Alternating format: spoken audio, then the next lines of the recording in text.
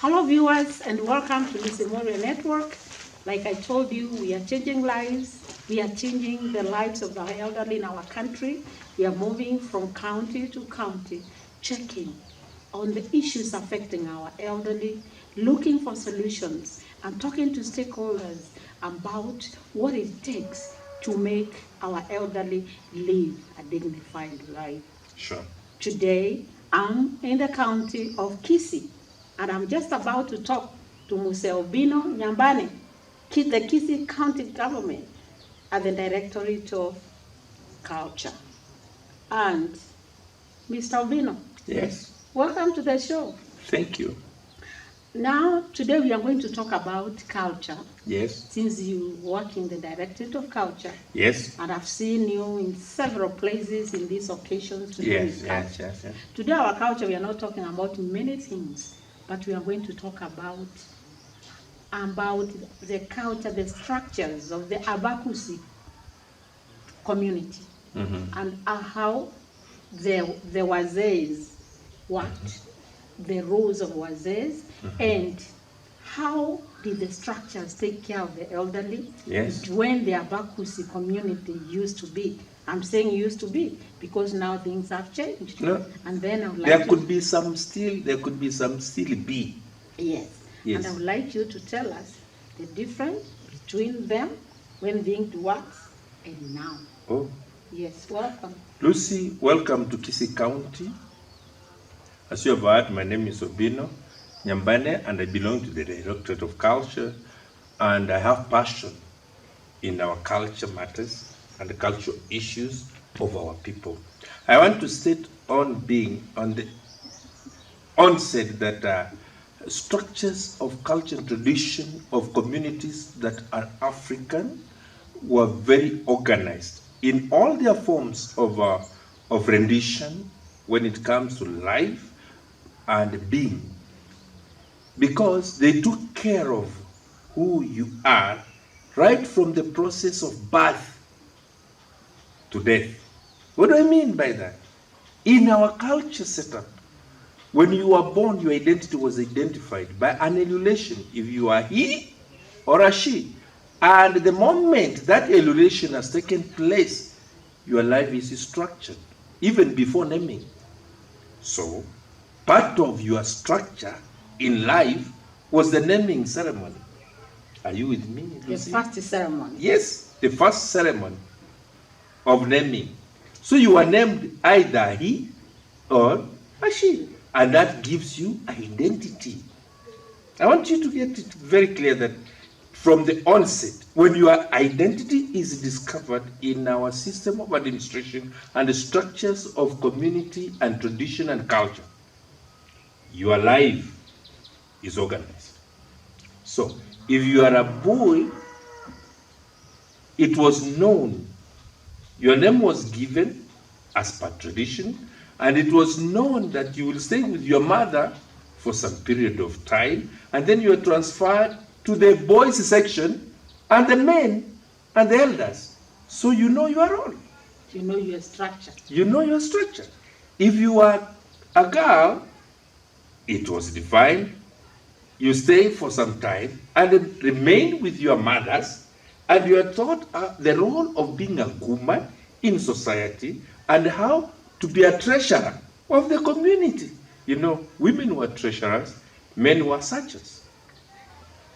I don't know if you're getting it. I do. They search, they bring women and the makers of a home. In our culture, women made the home. They're the home keepers. Yes. So the structure of a homestead was based on women. Men were not counted. A man can be one with 5 wives. But the lead wife controls the economy of the homestead, the granary, right? And all other issues that go with the economy, the workforce, and all that pertains to what makes the family stand. Are we together? So, each role of a person was clearly defined And as you grew up, it was understood who you are and what is your position in the community, in the family, in the village, in the community. So, the structures were so clear and very well organized. So, you're asking me about how elders were. It was so clear. It was so clear that the role of elders was so well defined. And when I talk about depending on if the elder is a man or a woman. Great. The roles were very well defined. You see, in the setup of our culture, elders, men, used to stay alone. But then, in our culture, a man was not supposed to live and stay with a woman in a house. That is why women were given the houses. A man had his own meaning his own house. Can I put it so that you understand? Yeah. Where he stays. He can call people for a meeting in that house. He never used to sleep with a woman in a house up to morning, no. Because, let's talk the facts that sex was not recreational. Sex was for procreation. In our culture, it was not for leisure or recreation. It was for procreation, and from sex we got people. And these people were the laborers, the protectors, and the enhancement of society. Are you with me? So, when people started getting old at a certain age, there is a way that the elders were taken care of by being given the grandchildren to talk to and mentor. And then their type of food was very well prescribed in the analog of is it a goat that has been slaughtered? Who eats which part? Is it a cow that has been slaughtered? Who eats which part? Have our elders gotten what they need? And who surrounds the elders? Family members surrounded the elders. Because if it was the man, the men in the community surrounded him. If it was the mother, the women in the community surrounded the mother. So, Lucy, I'm trying to tell you that the structures of our community, the elderly were taken care of as we grow old. Let me amuse you. The Museum of the Bomber was at least having 5 wives, and all these wives have people. Who are these people? The wives, the children, and the relatives who could have come to stay with him because he has. Part of these children, especially the male species, must be staying with him in his side. So, there is no way Mzee could miss food because each of the wives and from each house that belongs in his homestead, food was brought. When the eldest son marries and has his home, part of the food that they are making for the family is for the grandfather. How about the grandma? When it is going to the grandfather, it means the grandmother is already catered for. Are you getting me? So, food coming from the son's house, The daughter-in-laws. daughter-in-laws, must go. And you see, it had to go to the grandmother for the grandmother to give to the grandfather.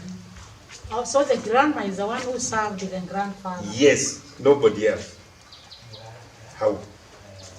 The granddaughter Structurally, who feeds the the grandfather? granddaughter cannot take food directly there.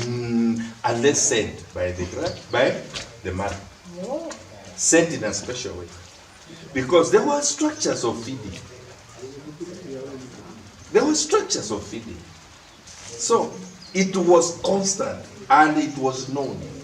So if there is no food for Mzee, It is known that Mzee Chakula, and it is known who did not feed him. Because depending on how many grandchildren and how many sons and food was coming from, every homestead.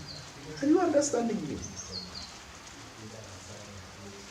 Lucy? Yes. That structure protected the living of the elders. That structure gave protection of food and comfort for the elders. In the process, those who are bringing were the grandchildren, those who are being sent. And they could spend time with the grandparents. This is where we had the informal education. This is where they were informed about who they are, who their identity is, and where they're going to, and where they're coming from. And that was the role of the elders. That was the role of the elders. The grandma and the grandfather. Yeah. This is where they were told stories of the community. In the past, who did what? What were the effects? Who did what, and why should you not do what? Who did what did? You understand? Stories going around in form of imageries of animals and whatever.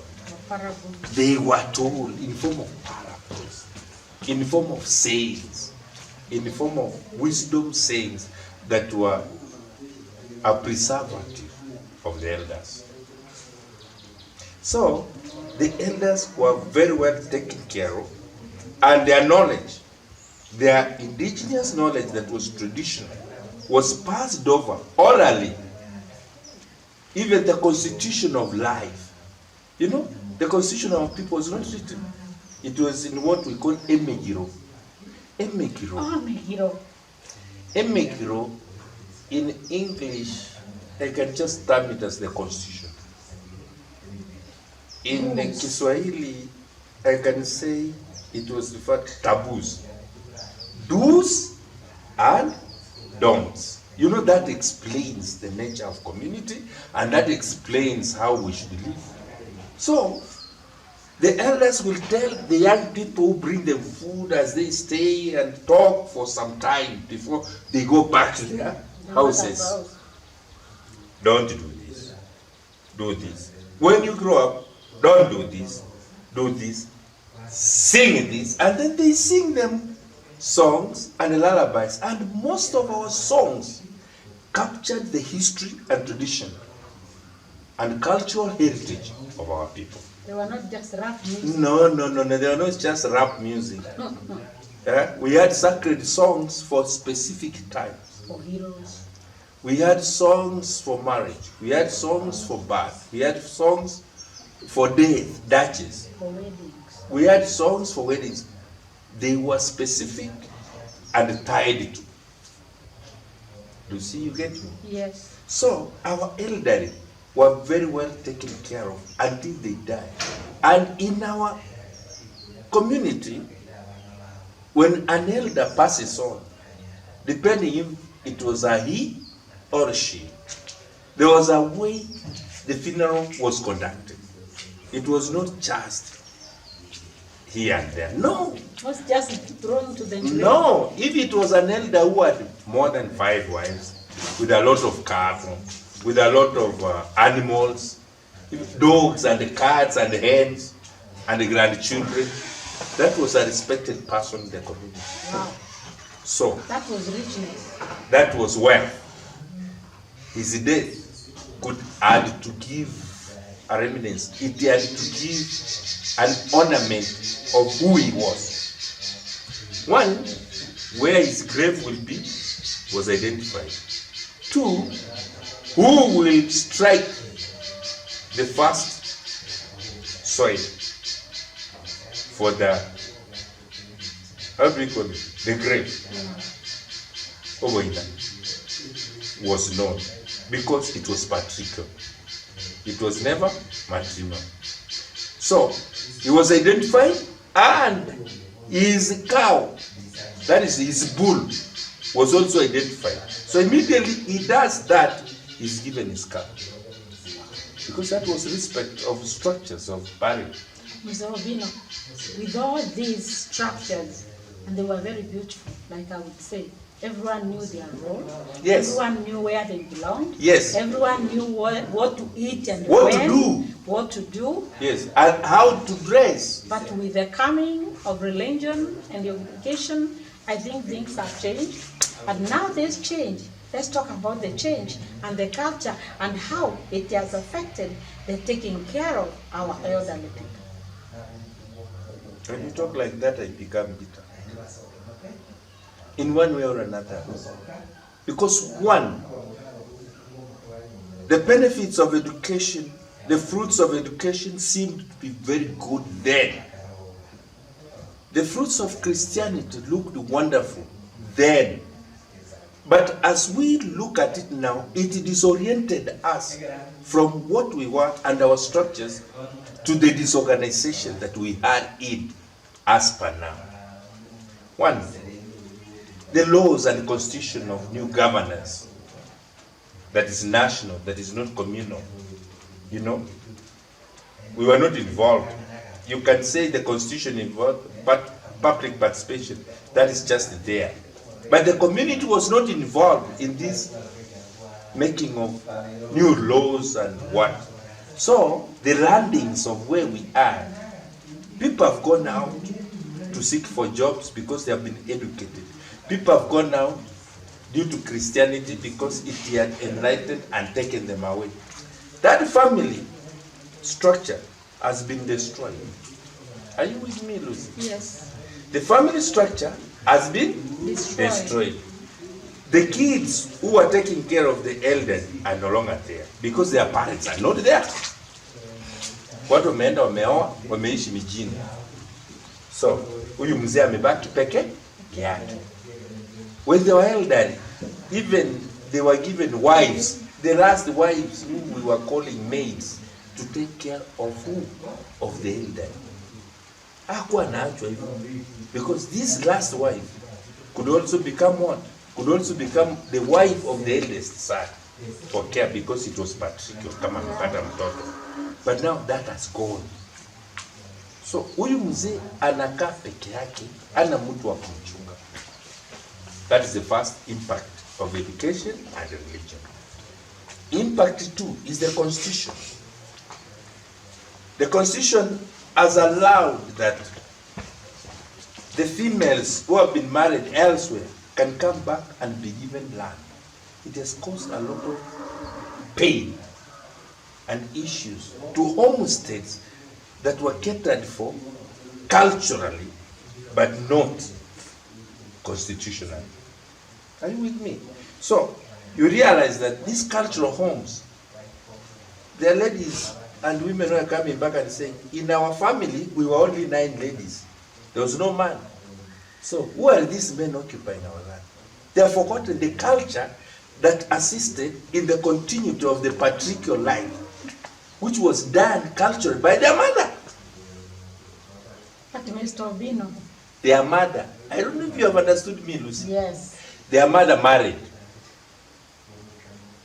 a wife who will come with a boy or a girl. She's the one who we identified which male to bring that. But that male belonged to her husband. So this male will continue his lineage. Are you with me? Are you with me? So that lineage was recognized culturally. With the new constitution, those ones who are that lineage are being chased that you don't belong to our land because you are not my fathers. In fact, we were only ladies here. So, move out. There are so many cases in court. People are dying. Can you just let us know how the new culture has affected the taking care of our elderly? And when you talk about the elderly, we're not talking about the patriarchal elderly. We are talking about both men and women. And there is no way, Lucy, you can avoid what I'm talking about, yes. The constitution. Yeah. Apart from the young people moving out to work in urban centers, yes. And leaving their parents alone, Yes. right? Yeah. There is the new issue of rules affecting land use and inheritance. So our elders are in danger. in very serious danger.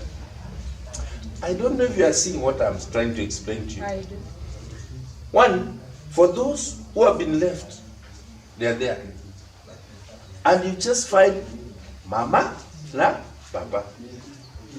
The people who have gone to the cities do not remember this. When they come, occasionally, hawa watoto hawajui wazee.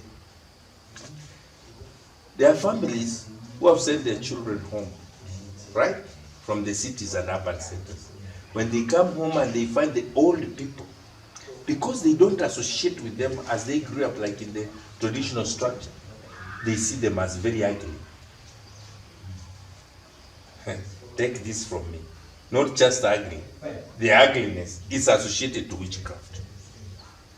Are you getting? So the story is, ay, Baba, she's just a witch. And from the films they watch, they see all the people as witches. So when they are coming home, even when they are staying around them, they just see them as witches because association theory and development of family, there is a gap. It's so unfortunate. The other day, Have you understood me? I have. The other day, someone was talking to us and he was telling us it's a true story. Someone came here, Kisi, Ndwaba, Mzee, in his 80s. He went to the US to visit his sons. And when they're seated in the sitting room, he was so excited to go and see his grandchildren in the US to see where the son stays. Yes. One of the grandkids, someone comes who is almost a teenager. He comes and asks his father, "Is this who you call your dad?" Wow! How would you feel? How would you feel? The old man felt like he's not wanted there. So isolated. He felt isolated. He regretted why he went there, and immediately he requested to be given a flight back to Kenya. And they did, and they came. What do you think happened of him? That is the issue of identity and the disorientation of our cultures. That is the effect of westernization and education and Christianity, which has divided our people in their traditional structure of life. So when I meet you, when your grandson meets you, you look so funny. Are you understanding me? Is this who you are calling grandpa? Is this part? This is not me. This cannot be. This cannot be my father's father. Because the reflection in his head is his father. He's not seeing the father before his father. And that is where we are going. And that is where we are. So, with the Constitution assisting the deplorable space of the grandfather and the grandmother, they have become lonely.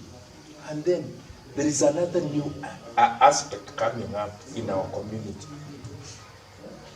Drugs and drama and the land. People are using drugs to dramatize because of their features. That this old woman looks like a witch, so she's a witch. So young people, because of land issues, they say, "Hey, that is a witch." They take weed, they take whatever, they take drugs, and then they convince. They wake up one day morning and dramatize a very bad thing. Viewers, thank you so much. We are continuing with Muse Obino, Nyambane, and we are going to continue with part 2. Thank you. Lucy. Yes. There comes the issue of drugs that were not known in our community. Yes. Because if it was beer, it was taken by the elderly with controls. So beer was allowed? Was allowed, or it was part of every ceremony. Oh. Every ceremony had the beer, because it has a unique feature in it that is ritual and spiritual. That is what you forget. Even Jesus made some divine for some people to take. That was spiritual. Now, there is the issue of drugs and the land and what have you in the community. There is no control on the young people, on what they are doing and what they are taking. These young people are not in any structure of development because of disorientation of education and the church. Are you with me? Yeah. So, in society, we are already so disoriented. We don't have a structure of being. We don't have a structure of family. We don't have a structure of, at this level, what do I move to? And mentorship has gone low. You know, cultural mentorship was done to girls by mothers and grandmothers. Cultural mentorship was done to boys by fathers and uncles and what have you. And then they were taught how to be a man and how to be a woman informally. That is not there right now. Education and the church has taken over. We have no structures. Drugs have come in and they're controlling the young people. In the process of that and the new constitution and whatever, we are very disorganized as a community in leadership structures. You like it, Lucy? You don't. I don't know if it is only our community, but that is what I'm saying. That traditional and informal structure is nowhere. So there is no mentorship of a boy how to become a man. There is no mentorship of a girl how to become a woman and take care of family. The social structure of family is cut off. Watu wameanza kunywa pombe, young people are drinking anyhowly and nobody's asking. Because it is their right. They feel it is their right. After 18. Constitution, everyone has a Yes, right. I have a right to do what?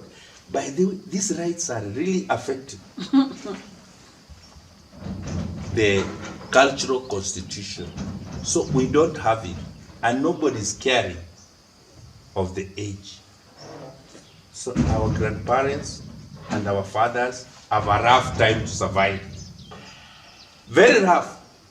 Because who cares? The grandchildren are in drugs, they're not there. The daughters and sons are working in the fields. In the fields, I mean, they're working out somewhere. They're not there. Who remains? The two of them. That is why when one dies, Another one dies almost. the other one follows almost immediately. Because nobody is taking care of them. When I look at the songs of my people, they talk of how family was intertwined and social fabrics, how they were twinned together, that it was impossible to just leave an elder person peke yake. Because an elder person was supposed to stay with grandchildren.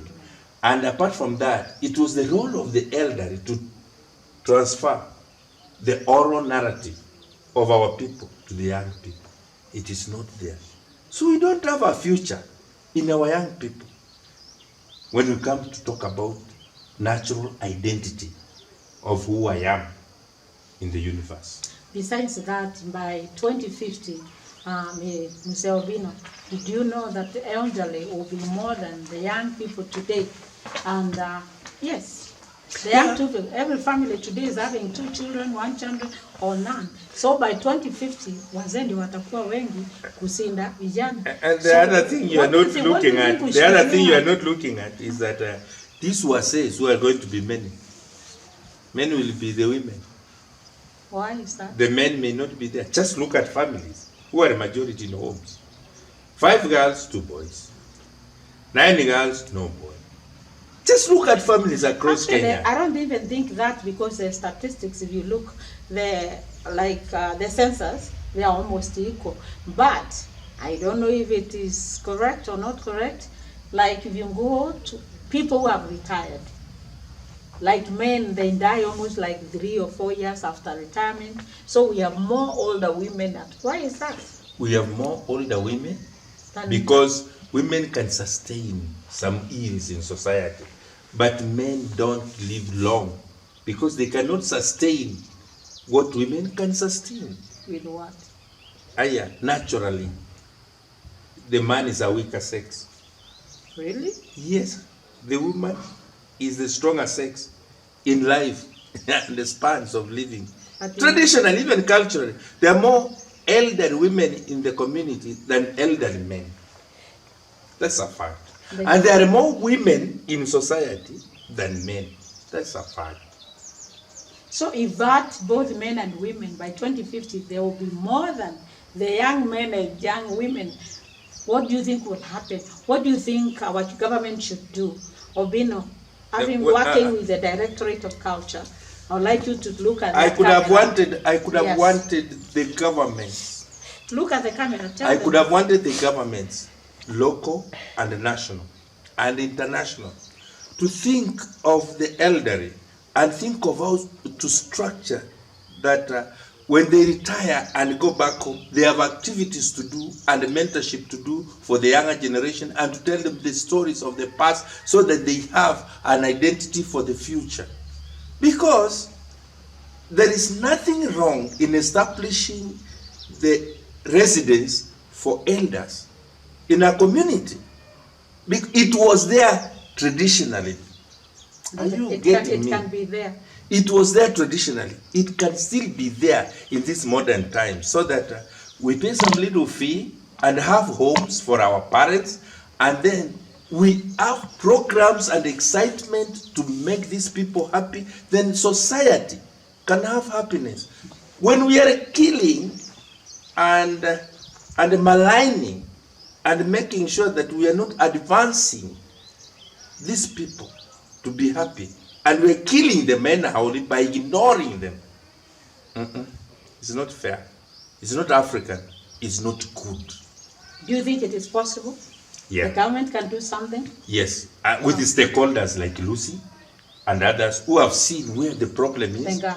Yeah, do the proposals and concepts, and bring up a paper to say this is what we could want, this is the policy we would want for the elders, and this is how we could want our elders to be in society. This is how I should take care of my parents. And can we inculcate this in the young people? You see, Lucy, when you go to the city with your daughter and she grows up in the city and forgets about your father, the moment atakuja nyumbani, atamuona old and ugly, and that mental picture of a witch just crops it. Oh, this is a witch, because of the ugliness of the elderly. And of course, as you grow old, you wrinkle. We wrinkle. That wrinkle is what they read in stories. Witches are wrinkled and what have you. Now they see their grandparents as what? Witches. Witches and wizards. So what is your parting shot as you finish to the young people who are supposed to be... Young people, young parents, parentage is quite an exciting thing. Involve your parents when you are taking care of your younger people. Involve them and take care of them, because they are your stem. And there is no tree that has successful branches and fruits if it has no stem and roots. Yes. Thank you very much, Mr. Obino, for your time, for your knowledge, for sharing with all of us. You've shared with all Kenyans and viewers. Please don't forget to subscribe, to comment, to like, and share, so that this information can reach as many people as possible. Thank you. Thank you.